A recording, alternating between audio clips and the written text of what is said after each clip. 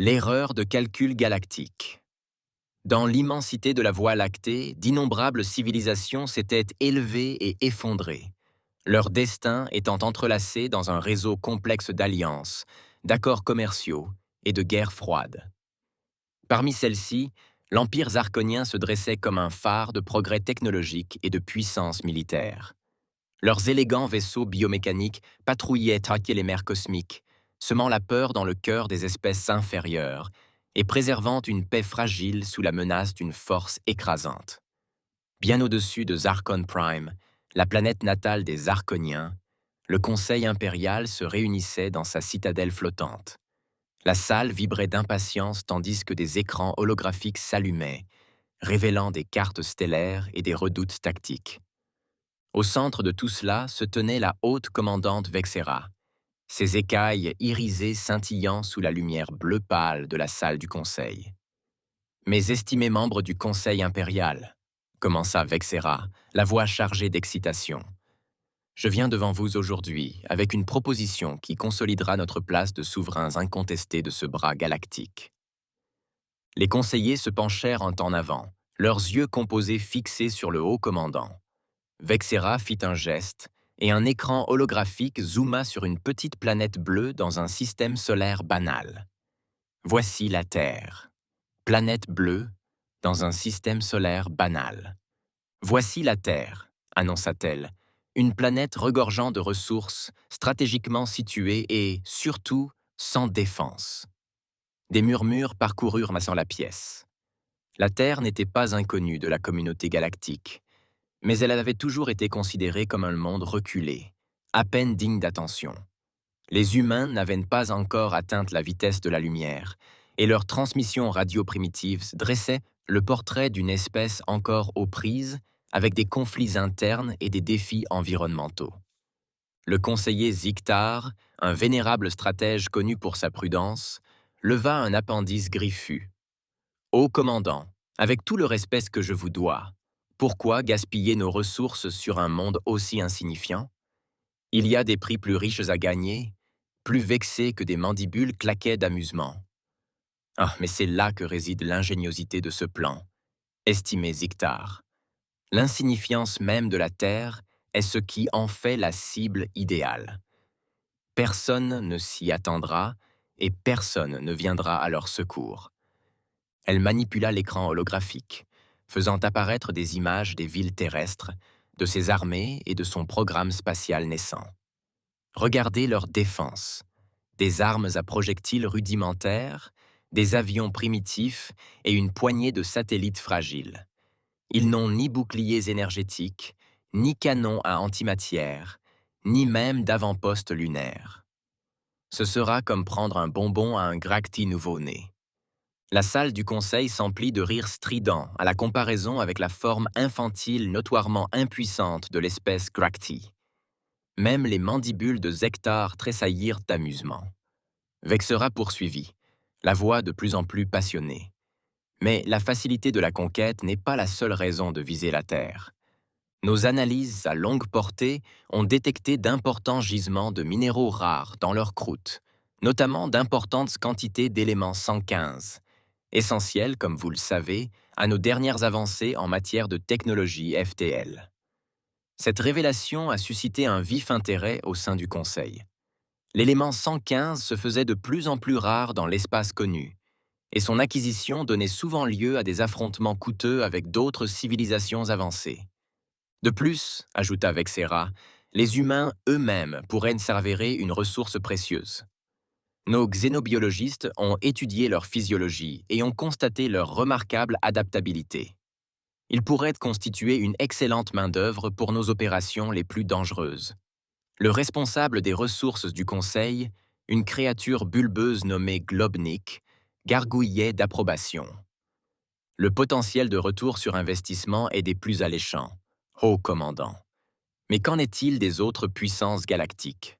Elles ne resteront sûrement pas les bras croisés pendant que nous nous approprions un tel prix. Les yeux de Vexera brillaient de ruse. C'est peut-être, cher Globnik, l'aspect le plus brillant de ce plan. La Terre se trouve dans une région de l'espace longtemps considérée comme une zone neutre.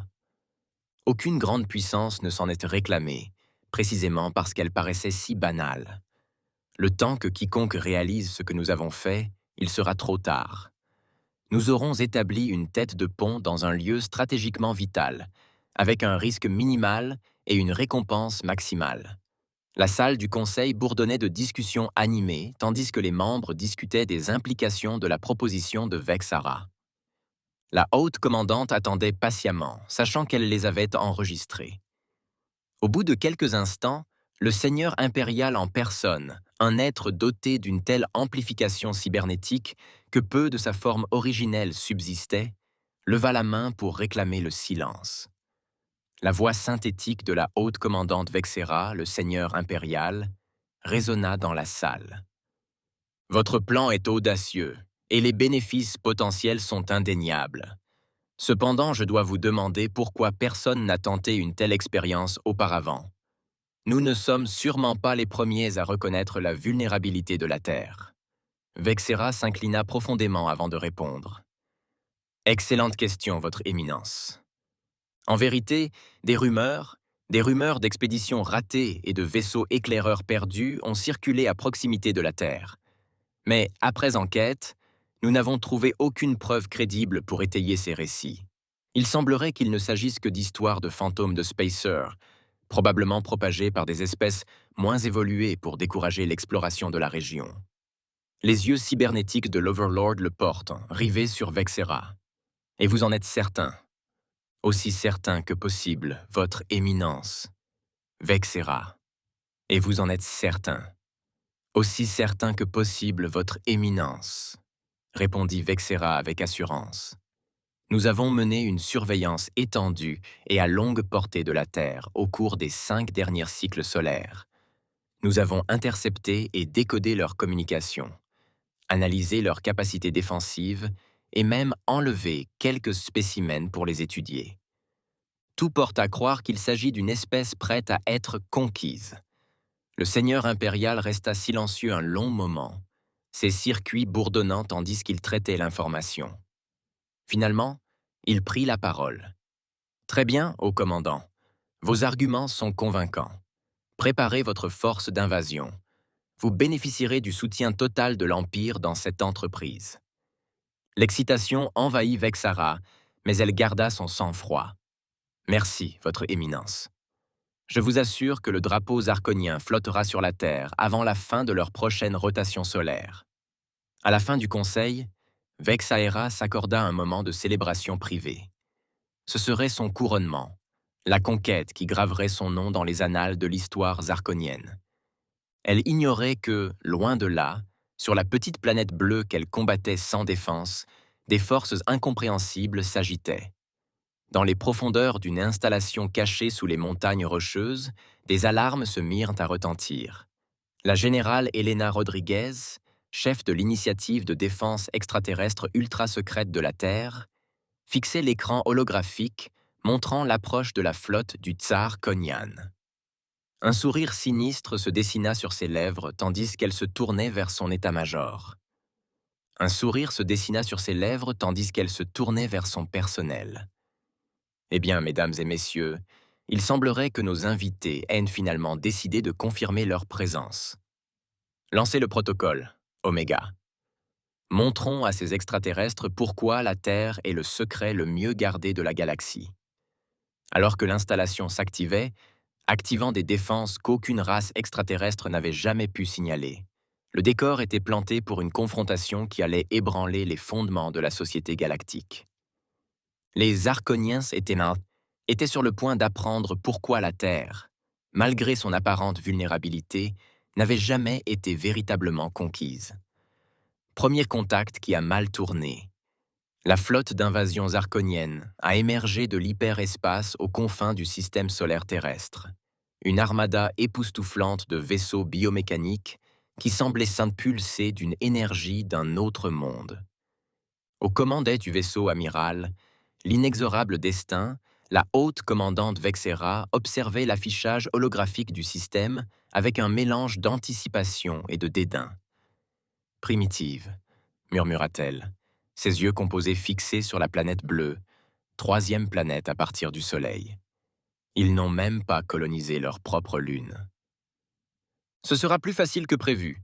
Son commandant en second, le sous-commandant Kralvor, acquiesça d'un ton rauque.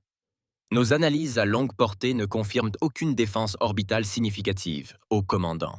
Leurs satellites primitifs ne représentent aucune menace pour nos vaisseaux. Les mandibules de Vexara claquèrent hors d'amusement. Très bien. Commencez la phase 1. Envoyez les sondes furtives. Regardons de plus près nos futurs sujets. Tandis que les sondes élancées et quasi invisibles se détachèrent de la flotte et filaient vers la Terre, Vexera s'autorisa à imaginer les honneurs qui lui seraient bientôt réservés. La conquête de la Terre serait rapide, décisive et, surtout, une déclaration au reste de la galaxie. L'Empire zarkonien était une force sur laquelle il fallait compter. Elle ignorait qu'au plus profond des entrailles de Cheyenne Mountain, la générale Elena Rodriguez observait les moindres faits et gestes de la flotte zarkonienne. « Ils ont lancé des sondes, madame », rapporta le lieutenant Sarachen, ses doigts dansant sur une interface holographique. Une technologie furtive, comme prévu. Rodriguez hocha la tête, le visage illuminé par la douce lueur bleue des écrans du centre de commandement. Laissez-les venir, activez le réseau de mirage, mais gardez nos autres défenses dans l'ombre. Nous voulons qu'ils croient avoir l'effet de surprise. Partout sur la planète, des émetteurs quantiques cachés se sont activés, tissant un réseau complexe de fausses lectures de capteurs et de données illusoires.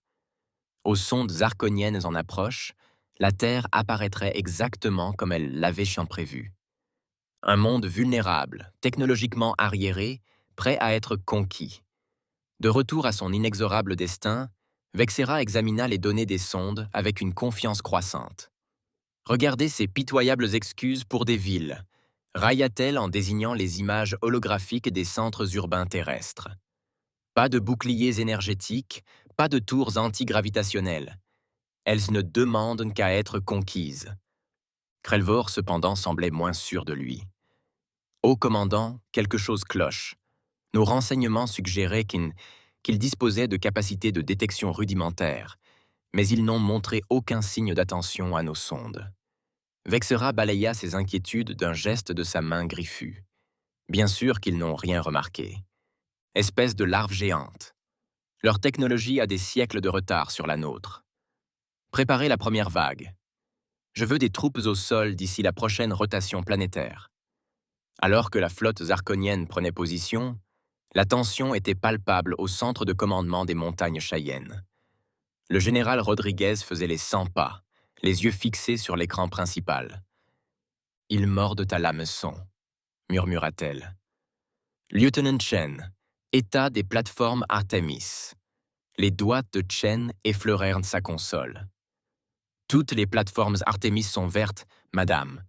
Les systèmes d'armes sont chauds, mais les petits émetteurs sont froids. Ils ne nous verront pas arriver. » Rodriguez s'autorisa un léger sourire. Les plateformes Artemis, un réseau de satellites de défense, avancés déguisés en débris spatiaux, constituaient la première ligne de défense de l'humanité contre les menaces extraterrestres. Alimentés par l'énergie du point zéro et équipés d'armes gravitationnelles rétro-conçues à partir de vaisseaux extraterrestres écrasés, ils étaient plus que capables de résister à tout ce que les Zarkoniens pouvaient leur lancer. Excellent. Attendons maintenant leur réaction. Ils n'eurent pas à attendre longtemps. En quelques heures, la flotte zarkonienne entama sa descente dans l'atmosphère terrestre.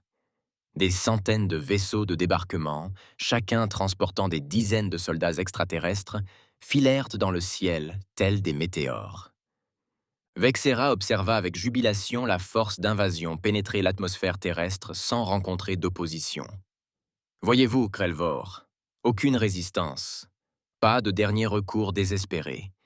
Ils pensent probablement à un phénomène naturel. Mais alors que les vaisseaux approchaient de leur zone d'atterrissage, un événement inattendu se produisit. Le ciel lui-même sembla s'illuminer. C'est arrivé. Le ciel lui-même sembla s'animer de lumière. À Cheyenne Mountain, Rodriguez lança un ordre unique. Artemis, engagez le combat.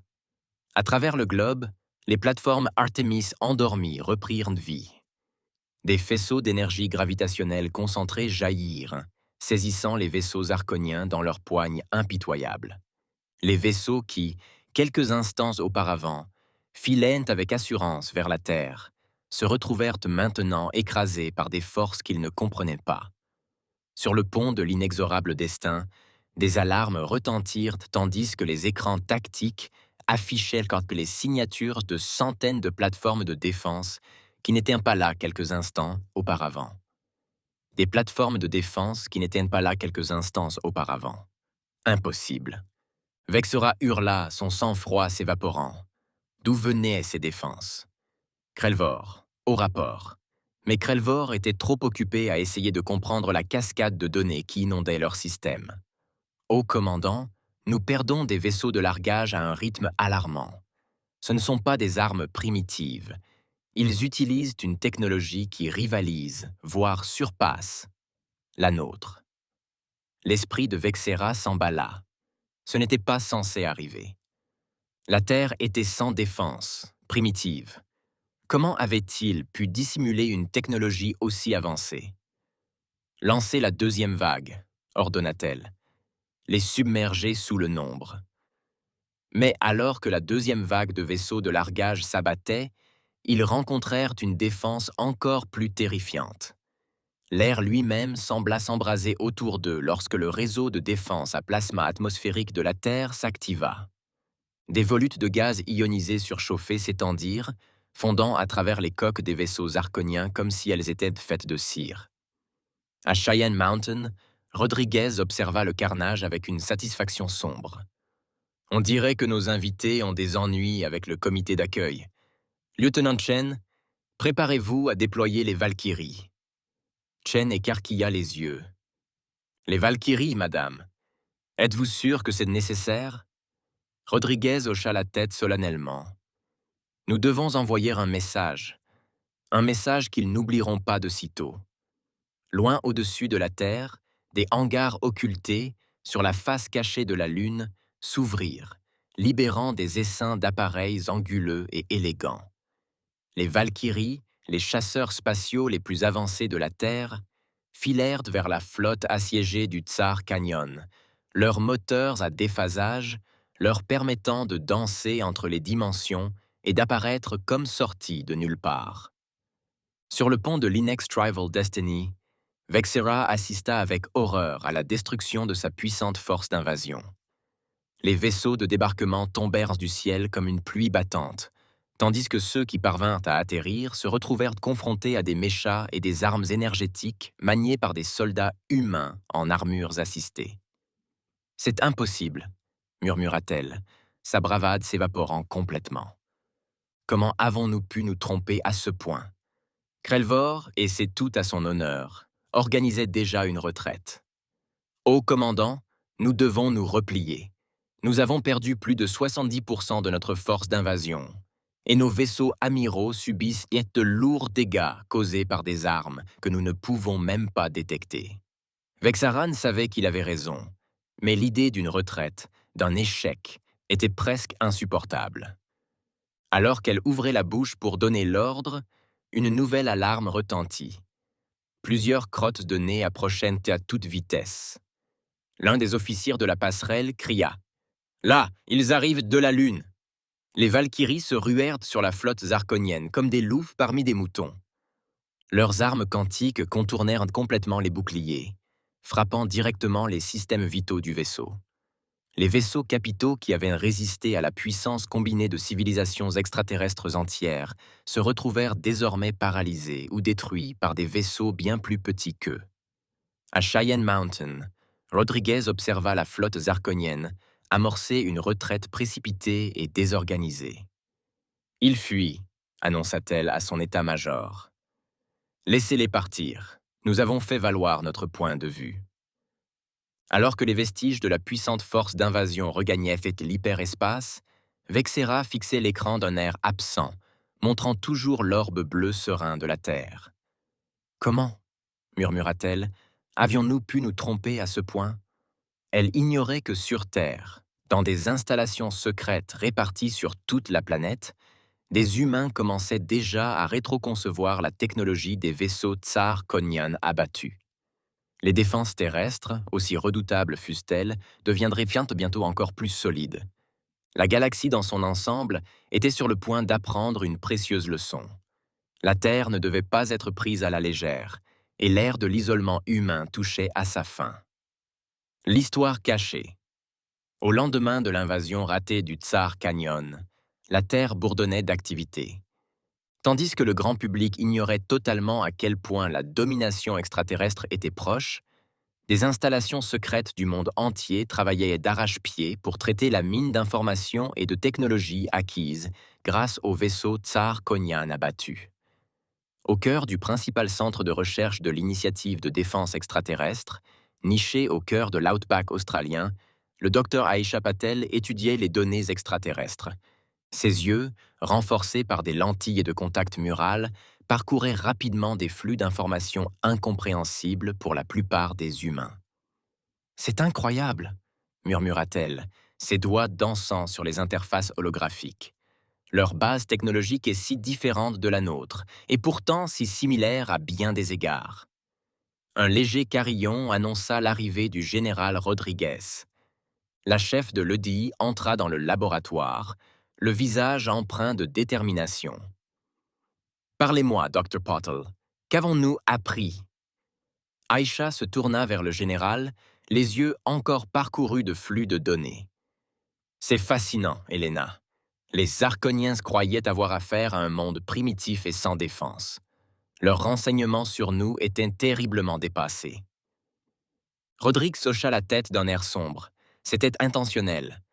L'opération Smokescreen est en vigueur depuis plus d'1 siècle. Mais j'ai besoin de savoir comment ils nous ont trouvés et pourquoi maintenant.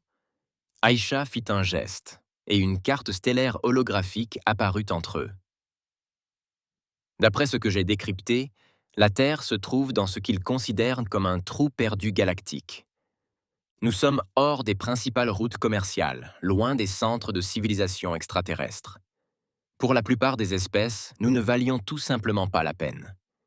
Mais quelque chose a changé, a expliqué Rodriguez. Aisha l'a confirmé. Leurs scans à longue portée ont détecté d'importants dépôts de ce qu'ils appellent l'élément 115, un élément super lourd essentiel à leurs technologies les plus avancées. Apparemment, cela se raréfie dans l'espace connu. Rodriguez plissa les yeux, et soudain, l'effort en valait la peine. Aisha hocha la tête, puis hésita. « Il y a autre chose, Alina. Les Arconiens n'étaient pas les premières à tenter ça. J'ai trouvé des références à d'autres tentatives d'invasion. Toutes repoussées, toutes dissimulées. » Le général soupira lourdement, semblant vieillir de plusieurs années en quelques instants. « Je suppose qu'il est temps que tu saches toute la vérité, Aisha. Viens avec moi. » Rodriguez conduisit Aisha à travers une série de portes sécurisées, chacune nécessitant des analyses biométriques de plus en plus complexes. Finalement, ils entrèrent dans une pièce débordante d'énergie, dont les murs étaient tapissés d'une technologie qui semblait bien au-delà des standards avancés de l'EDI. « Bienvenue !» dit Rodriguez d'une voix teintée de fierté et de solennité, au cœur de Prométhée. Aisha haleta, ses yeux augmentés peinant à comprendre ce qu'elle voyait. « Ce n'est pas de la technologie humaine, n'est-ce pas ?» Rodriguez secoua la tête. « Pas à l'origine. Non. Ce que je vais vous révéler est bien plus que top secret. Le destin de l'humanité repose sur la conservation de ces informations. » Le général activa un écran holographique central, affichant une chronologie millénaire. L'humanité combat les incursions extraterrestres depuis des millénaires.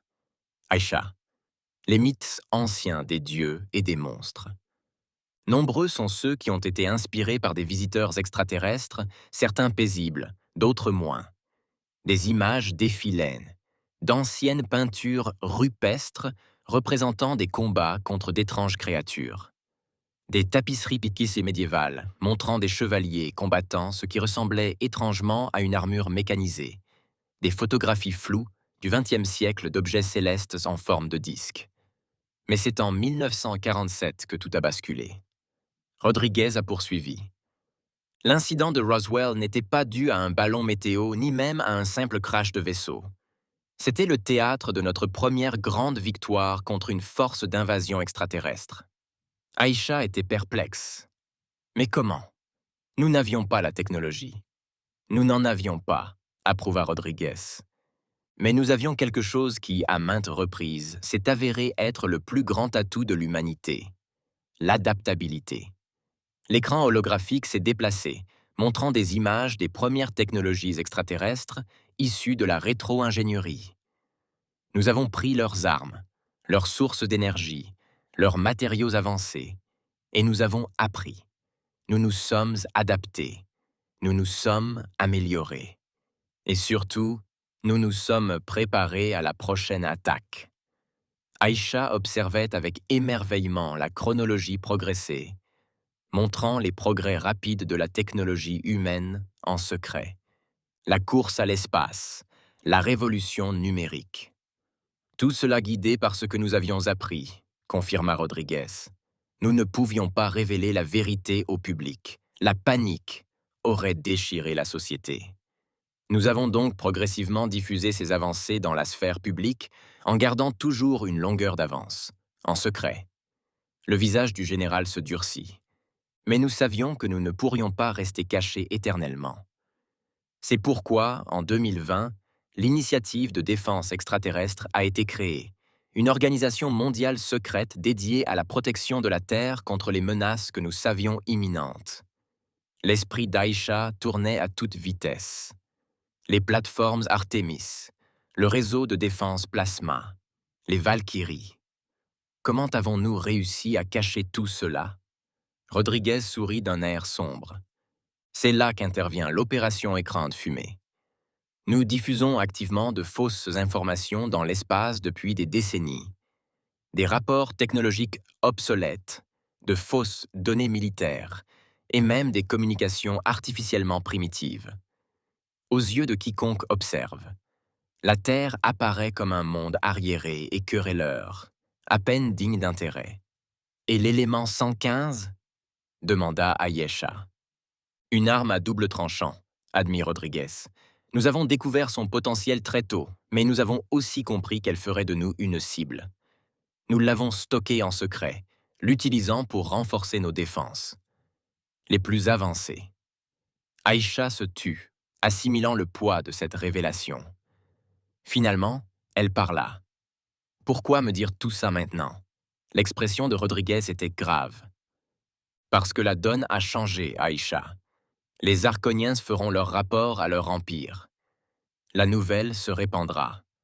Nous avons peut-être gagné cette bataille, mais la guerre ne fait que commencer. Elle désigna la vaste panoplie technologique qui les entourait. C'est pour ça que je t'ai amené ici. Le projet Prométhée ne se résume plus à la défense. Il est temps pour l'humanité de prendre sa place sur la scène galactique, selon nos conditions. Les yeux d'Aïcha s'écarquillèrent en comprenant les implications.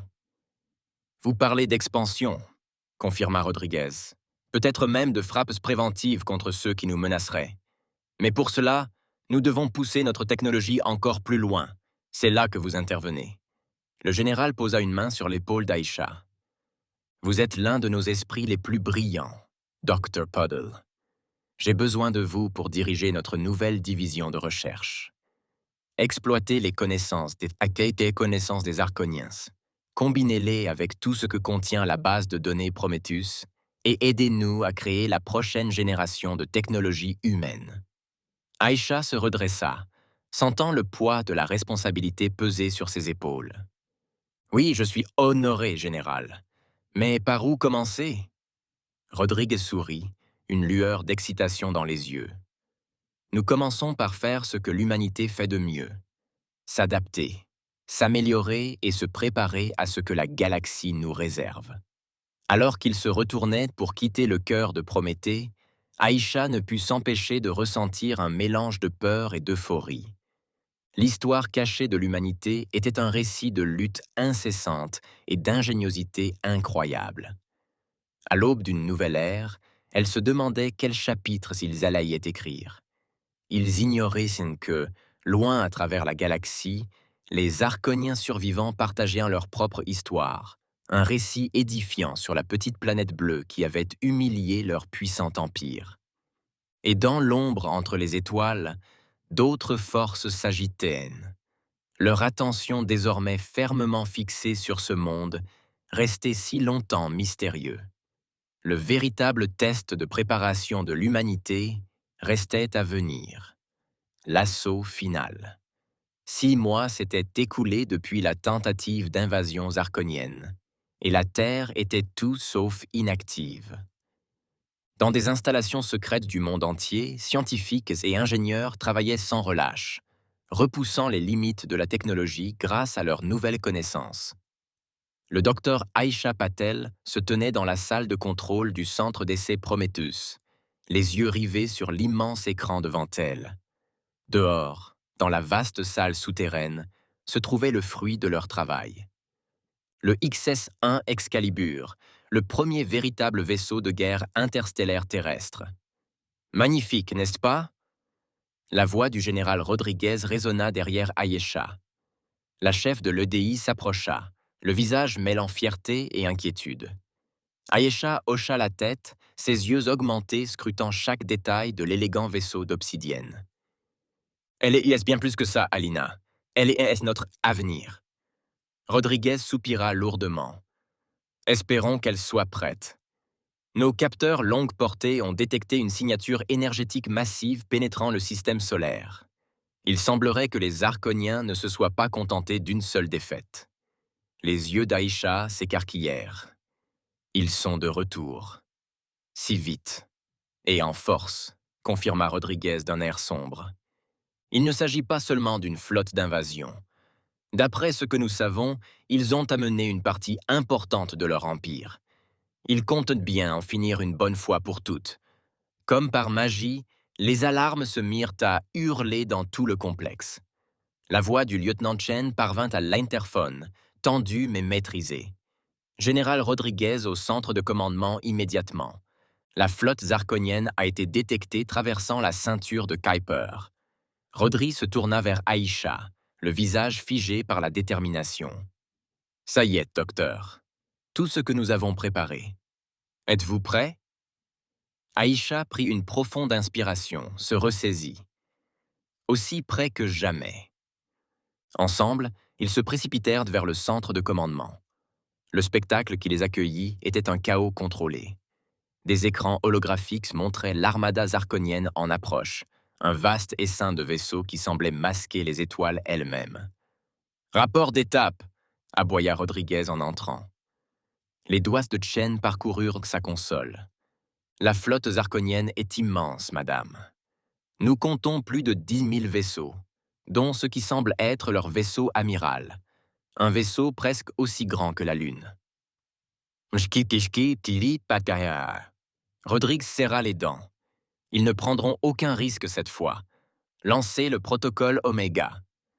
Je veux que chaque plateforme Artemis, chaque escadron Valkyrie et chaque système de défense terrestre soient opérationnels et prêts.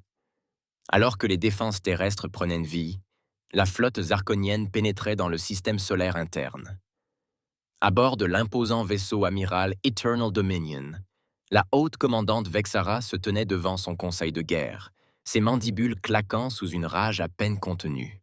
« Les humains nous ont ridiculisés autrefois, » siffla-t-elle. « Cela ne se reproduira plus. Cette fois, nous déployons toute la puissance de l'Empire zarconien. Nous réduirons leurs cités en cendres, leurs océans en vapeur et leurs peuples en mémoire. » L'un de ses conseillers, un vétéran grisonnant au sang conquête, prit la parole. « Ô commandant, avec tout le respect que je vous dois, nous en savons encore peu sur leur véritable capacité. Peut-être devrions-nous le faire. » Vexera le fit taire d'un regard noir. « Nous les écraserons sans pitié. Sans hésitation. Sans pitié. Lancez l'attaque. » Sur Terre, la tension était palpable au centre de commandement, tandis qu'ils observaient l'approche de la flotte zarconienne. Soudain, les vaisseaux ennemis commencèrent à lancer ce qui ressemblait à d'énormes projectiles vers la planète. « En approche !» cria Chen. Plusieurs impacteurs cinétiques de classe Cracker planétaire détectés. La voix de Rodriguez était d'acier. Plateforme Arcamus. Cible prioritaire. Éliminez-les. L'espace autour de la Terre s'illumina lorsque les satellites de défense cachés apparurent, leurs armes gravitationnelles attaquant les projectiles en approche. La plupart furent détruits, mais quelques-uns réussirent à percer, s'écrasant sur la planète avec une force terrifiante. Le sol trembla, même au plus profond du centre de commandement. Aïcha se cala contre une console. « On ne peut pas encaisser autant de coups », dit-elle d'une voix tendue. Rodriguez hocha la tête d'un air sombre. « On n'aura pas à le faire. Escadron de Valkyrie, décollage. XS-1. Excalibur, vous êtes prêtes à décoller. Montrez à ces salauds de quoi l'humanité est vraiment capable. » Alors que les défenseurs de la Terre affrontaient ta flotte zarkonienne, la bataille devint rapidement une mêlée chaotique. Les chasseurs Valkyrie fonçaient entre d'énormes vaisseaux capitaux extraterrestres, leurs moteurs à déphasage leur permettant d'apparaître et de disparaître à volonté, frappant avec une précision extrême. L'Excalibur XS-1 surgit de son hangar secret, ses systèmes furtifs avancés le rendant quasiment invisible. La capitaine Zahra Ahmed, choisie pour commander le premier vaisseau spatial terrestre, serra les dents en observant le champ de bataille. « Armes prêtes, ordonna-t-elle. Présentons-nous, voulez-vous ?» Le canon principal de l'Excalibur, alimenté par l'élément 115 raffiné, tira un faisceau d'énergie concentrée qui transperça les vaisseaux arconiens comme un couteau brûlant dans du beurre. La flotte extraterrestre, malgré son nombre, se retrouva face à un ennemi qui semblait être partout et nulle part à la fois. Sur le pont du domaine éternel, Vexera assista, horrifiée, à la destruction de sa flotte. « Impossible, murmura-t-elle. Leur technologie, elle dépasse tout ce que nous avons jamais connu. » Son officier tactique, la panique perceptible dans sa voix, rapporta « Haut commandant, nous détectons des signatures énergétiques dans tout le système. Les humains ont militarisé des planètes entières. En effet, alors que les Arconiens poursuivaient leur attaque, ils se sont retrouvés face à des défenses qu'ils n'auraient jamais imaginées. » Les lunes de Jupiter pulsaient d'énergie, déclenchant des impulsions électromagnétiques qui neutralisaient des escadrons entiers. Les anneaux de Saturne dissimulaient des moteurs de masse qui projetaient des astéroïdes à des vitesses relativistes, chaque impact équivalent à une frappe nucléaire. Mais les Arconiens ne furent pas vaincus facilement. Leur nombre était considérable et leur détermination nourrie par une fierté blessée. Pour chaque vaisseau perdu, ils parvenaient à porter des coups. La grille de défense atmosphérique de la Terre vacilla sous l'assaut, et les rapports de capsules extraterrestres atterrissant sur Terre commencèrent à affluer. Au centre de commandement, Rodri observait la bataille avec un mélange de fierté et d'inquiétude. « Nous tenons bon, dit-elle, mais nous ne pouvons pas continuer ainsi indéfiniment. Nous devons y mettre un terme de manière décisive. » Mais ça, Titi. Aïcha, qui analysait le vaisseau amiral ennemi, se redressa soudain. « Je crois avoir une idée, dit-elle, ses yeux augmentés vacillant de calcul. Leur vaisseau amiral, l'Eternal Dominion. Ce n'est pas qu'un simple vaisseau, c'est le centre névralgique de toute leur flotte. Rodrigue est immédiatement pris au piège. Si nous parvenons à le détruire, nous pourrons mettre fin à cette guerre d'un seul coup. » Termina Aïcha. Le général hocha la tête, puis ouvrit un canal vers l'Excalibur. « Capitaine Ahmed, nouveaux ordres. Nous vous envoyons des données de ciblage pour le vaisseau amiral ennemi. Éliminez-le par tous les moyens nécessaires. »« Compris, général » répondit sèchement Ahmed. « On s'en occupe. » Tandis que l'Excalibur évoluait sur le champ de bataille chaotique, les défenseurs de la Terre se rassemblèrent, concentrant leurs efforts pour ouvrir un passage à leur champion. L'escadron Valkyrie s'élance, s'improvisant suicidaire pour détourner le feu du vaisseau furtif, tandis que les plateformes Artemis concentraient leurs tirs sur tout vaisseau zarkonien qui s'approcherait trop près. À bord de l'Eternal Dominion, Vexara commençait à prendre conscience de l'ampleur de son erreur. « Préparez-vous pour un saut hyperspatial d'urgence », ordonna-t-elle. « Nous devons nous regrouper et… » Ses paroles furent interrompues par une violente oscillation du vaisseau. Les alarmes retentirent tandis que l'officier tactique criait. « Vaisseau inconnu détecté. Il a tiré une sorte de feu. Ô dieu de Zarkon !» Le canon principal de l'Excalibur, propulsé par le génie combiné des humains et d'une technologie extraterrestre rétroconçue, lança un rayon d'énergie si intense qu'il contourna entièrement les boucliers du Dominion éternel. La coque de l'imposant vaisseau amiral commença à se déformer et à se déchirer, des explosions secondaires se propageant sur toute sa longueur. Vexera, voyant la plus grande réussite de son empire s'effondrer autour d'elle, ne put qu'observer avec incrédulité. Comment, murmura-t-elle, avait-il pu progresser aussi vite? Alors que le domaine éternel se disloquait, sa destruction visible même depuis la surface de la Terre, la flotte zarkonienne restante sombra dans la confusion. Privés du commandement centralisé de leur vaisseau amiral, les capitaines de vaisseaux commencèrent à battre en retraite, sautant en hyperespace dans une tentative désespérée de s'échapper. Au centre de commandement, des acclamations retentirent, tandis que la flotte ennemie se dispersait. Rodriguez s'autorisa un léger sourire avant de se tourner vers Aïcha. « Ce n'est pas encore fini, » dit-elle d'un ton grave. « Mais nous avons gagné du temps et envoyé un message à la galaxie tout entière. » Aïcha hocha la tête, l'esprit déjà brouillé par les possibilités offertes par cette victoire. « Nous avons fait plus que ça, Alina. Nous avons tout changé. L'humanité est prête à prendre sa place parmi les étoiles. Nous avons tout changé. L'humanité est prête à prendre sa place parmi les étoiles. » Alors que les derniers vaisseaux zarkoniens disparaissaient de leurs capteurs, laissant derrière eux un champ de débris qui servirait de monument à l'ingéniosité et à la détermination humaine, les deux femmes savaient que ce n'était que le début. La galaxie avait sous-estimé l'humanité pour la dernière fois. Et maintenant, avec les restes d'un empire brisé dérivant en orbite autour de leur monde, la Terre était prête à sortir de l'ombre et à façonner son destin parmi les étoiles. Un nouvel ordre galactique. Dans les mois qui suivirent la victoire décisive sur l'Empire zarkonien, la Terre connut une transformation sans précédent dans l'histoire humaine. Le voile du secret qui avait voilé les véritables capacités technologiques de l'humanité pendant des décennies fut enfin levé, provoquant une onde de choc dans toutes les sphères de la société. Le docteur Aïcha Patel se tenait devant l'Assemblée générale des Nations unies, son regard augmenté scrutant les visages des dirigeants et dignitaires du monde entier. L'atmosphère était électrique, mêlant excitation, peur et impatience. « Distingués délégués », commença Aïcha, la voix assurée malgré l'intensité du moment.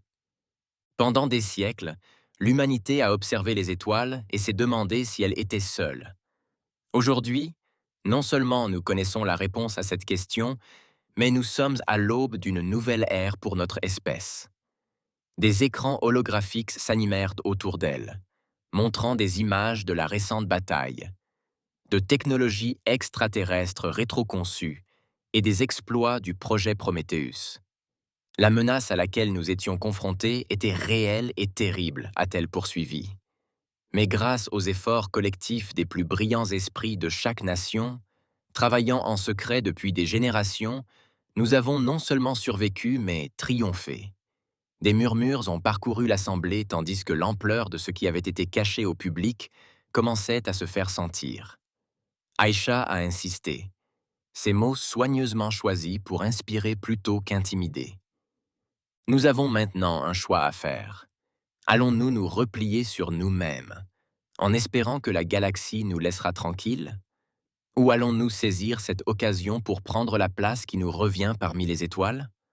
Tandis qu'Aïcha exposait sa proposition de gouvernement terrestre uni et son plan de divulgation contrôlé au public, le général Rodriguez observait depuis un endroit sécurisé son visage empreint de détermination. Elle savait que les jours et les semaines à venir seraient cruciaux pour l'avenir de l'humanité. Pendant ce temps, à travers la galaxie, la nouvelle de la défaite de l'Empire zarkonien se répandait comme une traînée de poudre. Dans les grandes salles du conclave galactique, les représentants d'une centaine de civilisations extraterrestres débattaient des implications de cette espèce, parvenue qui avait si profondément humilié l'un des empires les plus puissants de l'espace connu. L'ambassadeur Zilax de la Confédération arthurienne s'adressa à l'Assemblée, ses tentacules ondulants pour souligner son message. « Nous ne pouvons plus ignorer les humains, déclara-t-il. Leur victoire sur les Zarkoniens prouve qu'ils sont une force avec laquelle il faut compter. Nous devons décider comment les aborder, comme des alliés potentiels ou comme une menace pour la stabilité galactique. » Le débat fit rage pendant des jours, des factions se formant entre ceux qui voyaient une opportunité dans l'ingéniosité humaine et ceux qui craignaient l'évolution rapide d'une espèce aussi imprévisible. Sur Terre, tandis que les gouvernements s'attelaient à la tâche monumentale de préparer leurs citoyens à la réalité d'une galaxie grouillant de vie extraterrestre, l'initiative de défense extraterrestre, IDE, subissait sa propre transformation. Dans une salle de briefing sécurisée, Rodriguez s'adressa à son équipe. « Notre mission a changé, dit-elle d'une voix ferme. Nous ne sommes plus seulement les défenseurs secrets de la Terre. Nous sommes désormais l'avant-garde de l'expansion de l'humanité vers les étoiles. » Elle désigna une carte du ciel, indiquant les colonies potentielles et les emplacements stratégiques. On lui montra une carte du ciel indiquant les colonies potentielles et les emplacements stratégiques. Le projet Exodus commença. Nous établirons des avant-postes sur Mars, Europe et au-delà. L'Excalibur XS-1 n'était qu'un début. Nous mettons en service une flotte entière de vaisseaux interstellaires.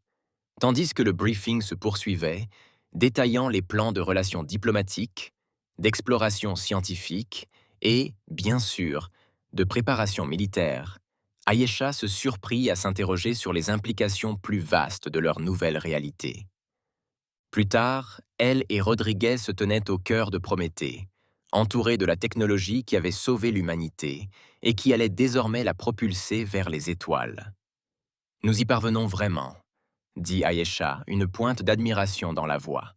« Nous devenons une civilisation spatiale. » Rodriguez hocha la tête, l'air mêlé de fierté et d'inquiétude. « Nous le sommes, mais nous devons être prudents. La galaxie est un endroit dangereux, Ayesha. Nous avons prouvé que nous pouvons nous défendre, mais nous sommes encore de nouveau venus sur la scène cosmique. » Les yeux augmentés d'Ayesha scintillaient de flux de données, tandis qu'elle analysait les derniers rapports de leur sonde spatiale. Certaines civilisations extraterrestres voyagent dans l'espace depuis des millénaires. Nous avons tant à apprendre et tant à offrir, a ajouté Rodriguez. Notre adaptabilité, notre créativité, ce sont là nos plus grandes forces. Nous devons les exploiter dès nos premiers pas dans la communauté galactique. Comme prévu, une alerte retentit. La voix du lieutenant Chen résonna dans l'interphone, l'excitation se lisant dans son ton. « Général Docteur, nous recevons une transmission. Elle vient du conclave galactique. Ils demandent un premier contact officiel. » Rodriguez et Ayesha échangèrent un regard de profonde compréhension. C'était le moment. L'humanité allait officiellement rejoindre la scène galactique. « Patchez-le !» ordonna Rodriguez. Une image holographique se matérialisa devant eux. Un être d'origine extraterrestre évidente, à la forme à la fois magnifique et totalement étrangère. « Salutations, peuple de la Terre !» commença l'ambassadeur extraterrestre, sa voix traduite par un logiciel avancé. « Au nom du conclave galactique, nous lançons une invitation au dialogue et à la compréhension mutuelle. » Alors que Rodriguez s'avançait pour répondre, Ayesha ressentit une vague d'émotion. Ce n'était pas seulement un premier contact. C'était l'aboutissement d'une longue lutte secrète de l'humanité et le début d'un nouveau chapitre de son histoire. Dans les jours et les semaines qui suivirent, la Terre devint un centre d'activité. Des délégations diplomatiques venues de toute la galaxie arrivèrent, chacune désireuse d'établir des relations avec l'espèce qui avait si profondément bouleversé le statu quo galactique. Les scientifiques humains travaillèrent aux côtés de leurs homologues extraterrestres, échangeant leurs connaissances et repoussant les limites du possible. Les projets de rétro-ingénierie, qui avaient longtemps été l'avantage secret de la Terre, se transformèrent en temps de collaboration, menant à des avancées bénéfiques pour toutes les espèces. Mais tout ne fut pas sans heurts. Certaines factions extraterrestres percevaient l'essor rapide de l'humanité avec suspicion et crainte. Des escarmouches éclatèrent aux confins de l'espace contrôlé par les humains, des confrontations diplomatiques tendues et la menace constante de ceux qui chercheraient quitte à soumettre ou à détruire les nouveaux venus dans la politique galactique. Malgré tout cela, l'esprit d'adaptation et la détermination de l'humanité ont brillé. La première colonie extracellulaire de la Terre a été établie en moins d'1 an, témoignant de l'incroyable rapidité des progrès humains, maintenant que le secret avait été levé. 5 ans après l'invasion zarkonienne, Aesha se retrouva sur le pont d'observation de la station Harmonie, l'immense habitat spatial qui servait de terrain neutre à la diplomatie galactique. La Terre scintillait au loin, tel un joyau, tandis que des vaisseaux d'une centaine de conceptions extraterrestres s'amarraient et partaient dans une danse incessante de commerce et de coopération interstellaire. Rodrigue la rejoignit, les années ayant ajouté quelques cheveux gris, mais n'ayant rien fait pour atténuer la flamme qui brûlait dans ses yeux. « Aviez-vous imaginé que nous arriverions si loin, si vite ?» demanda-t-elle.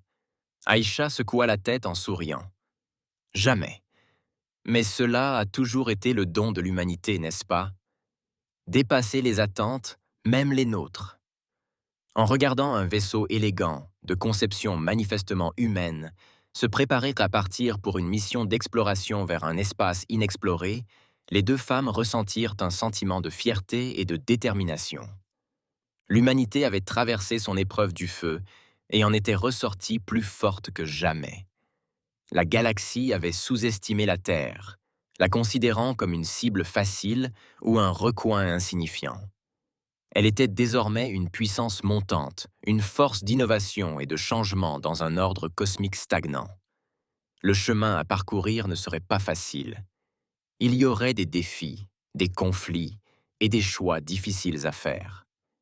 Mais tandis qu'Aïcha et Rodriguez contemplaient Teanti, l'étendue étoilée qui s'offrait à eux, une chose était sûre. L'humanité était prête. Prête à affronter tout ce que l'univers pourrait lui réserver. Prête à apprendre, à grandir et à prendre sa place parmi les étoiles. L'ère de l'isolement de la Terre était révolue. L'ère de l'ascension humaine avait commencé. Et la galaxie ne serait plus jamais la même.